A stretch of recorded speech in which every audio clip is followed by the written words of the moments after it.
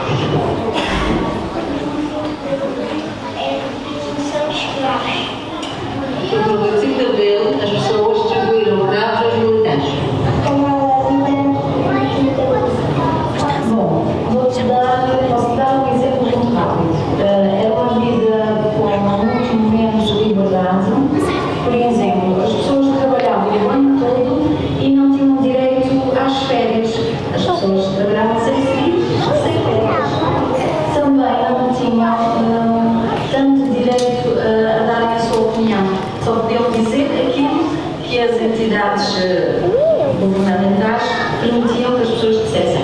Hoje tu podes dizer o que tu pensas, antes de 25 de Abril não sempre se podia dizer isso. Como era a vida antes do dia 25 de Abril? Olha, a vida era muito diferente daqui e agora. Para começar, não havia televisão, não havia tablets, não havia computadores, não havia nada dessas coisas. A gente ia para a escola e aquele quadro que eu não sei se ainda tenho aqui, era aí que a gente trabalhava, era aí que os professores faziam as contas e os problemas e as coisas para a gente fazer e para a gente responder, e eles escrevíamos os números, aquele quadro, era tudo naquele quadro. Não havia nada a ver com o que há hoje em dia. Os cadernos também não eram cheios de bonecos como hoje em dia. A gente muitas vezes as pessoas tinham era uma estaca ou tipo uma pasta, mas era feita em casa.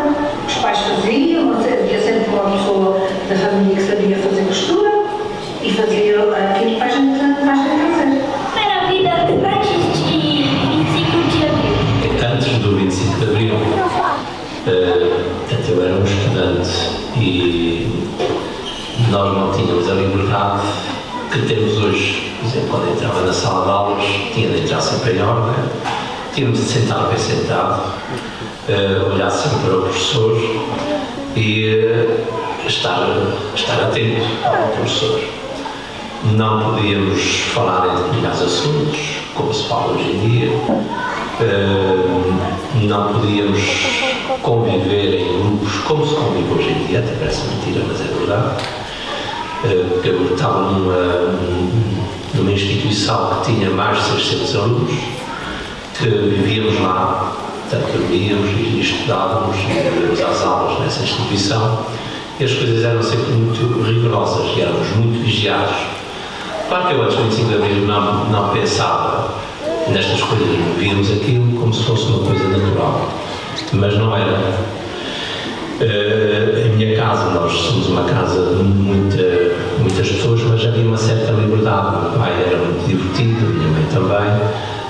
Falávamos muito da vida familiar, como é que devia de ser, o respeito, a obediência, essas coisas todas.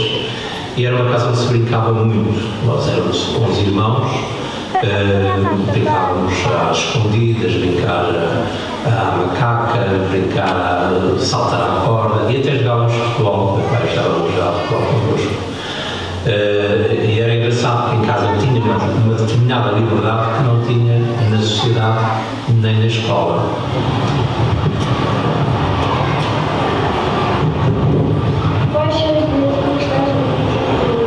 Os direitos conquistados no dia 25 de Abril foi o direito à saúde e um serviço nacional de saúde pública gratuito e universal, o direito à educação pública gratuita, exclusiva e de qualidade, o direito à segurança social pública universal e solidária, bem como o direito à habitação.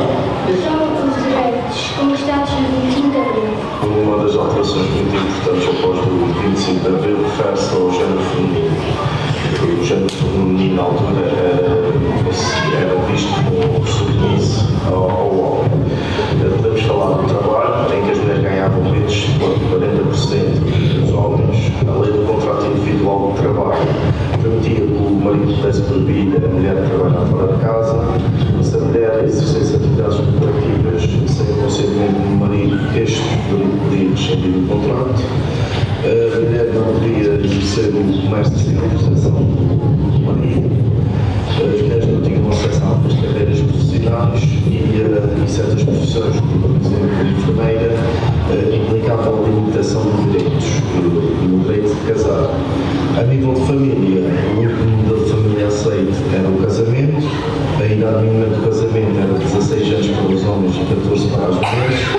O casamento católico era indissolúvel, ou seja, não havia aqui divórcio.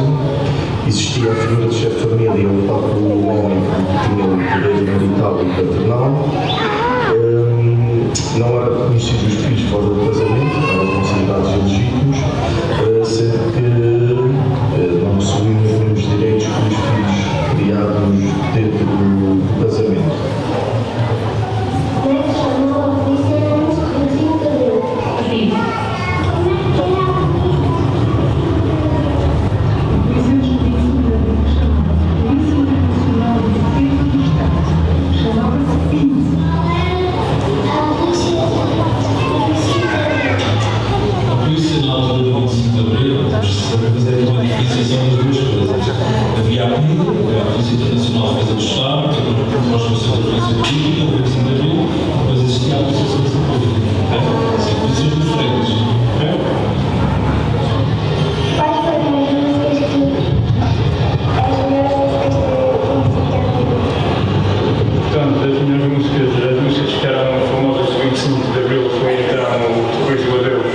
Na voz de Paulo Carvalho, que serviu para cumprir a senha